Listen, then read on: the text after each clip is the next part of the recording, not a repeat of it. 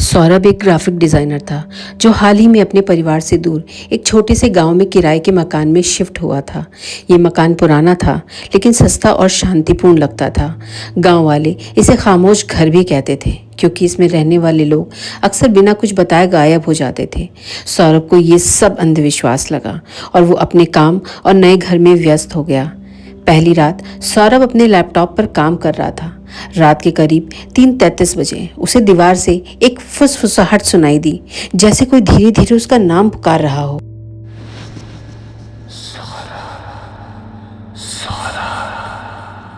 उसने सोचा शायद हवा का शोर है, लेकिन फुसफुसाहट फिर आई, मेरे साथ खेलो। उसने कमरे में चारों तरफ देखा।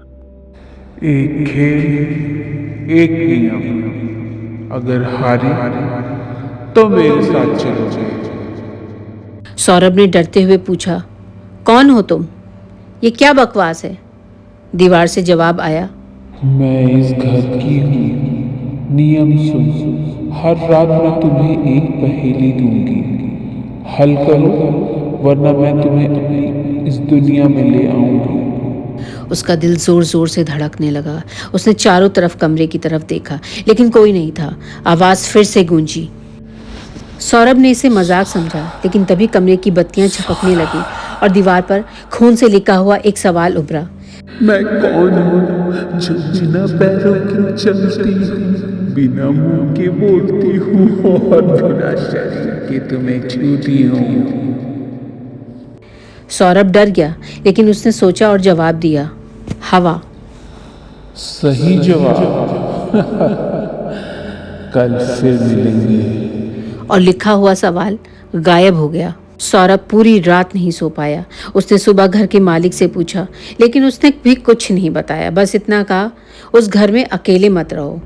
अगली रात ठीक 3:33 बजे फिर से फुसफुसाहट शुरू हुई। इस बार दीवार पर लिखा हुआ था, वो क्या है जो दिन में छिपता है और रात में तुम्हारा पीछा करता है?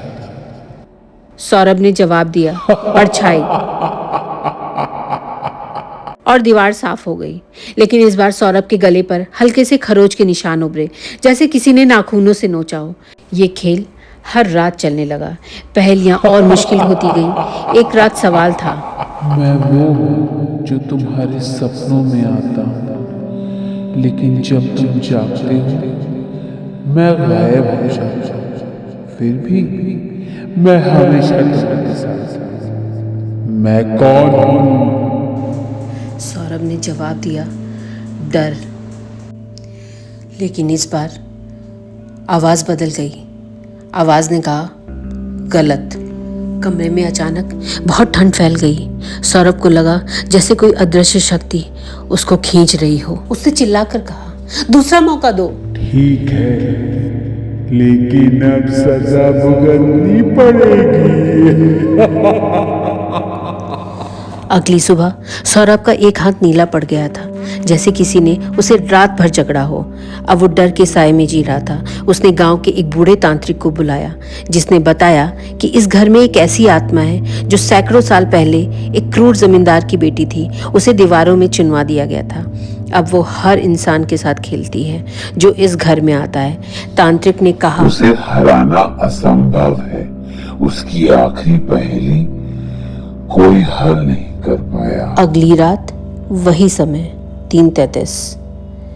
सन्नाटा कमरे में पसरा था, जब अचानक दीवार पर खून से उभरता हुआ एक नया सवाल दिखाई दिया, कौन है जो जिंदा होते हुए भी हर पल तुम्हारे मरने की गिनती करता है? सौरभ की सांसें थम गईं। कांपती आवाज में उसने कहा, वक्त।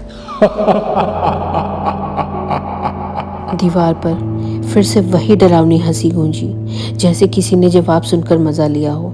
अगले ही पल सौरभ की घड़ी पहनने वाली कलाई पर जलन होने लगी। वहां अब एक जली हुई घड़ी का निशान था, जैसे वक्त ने खुद ही उसे छू लिया हो। सौरभ ने हार नहीं मानी। उसने हर रात पहेलियां हल करने की कोशिश की, लेकिन हर गलत जवाब के साथ उसका शरीर कमजोर होता गया। एक रात दीवार पर आखिरी पहेली उभरी, मैं वो हूँ जो तुम्हारे अंदर रहता है। मैं तुम्हारी हर सांस के साथ बढ़ता हूँ। मैं तुम्हें आजाद नहीं होने दूंगा। मैं कौन हूं? सौरभ ने सोचा और जवाब दिया, मेरा डर। दीवार से एक चीख निकली और कमरा अंधेरे में डूब गया। जब सुबह हुई, सौरभ का कमरा खाली था। दीवार पर सिर्फ एक वाक्य लिखा था, तुम हार गए। गांव वालों ने अब उस घर को जला दिया था, लेकिन कहते हैं राख से भी रात के 3:33 बजे फुसफुसाहट सुनाई देती है। मेरे साथ खेल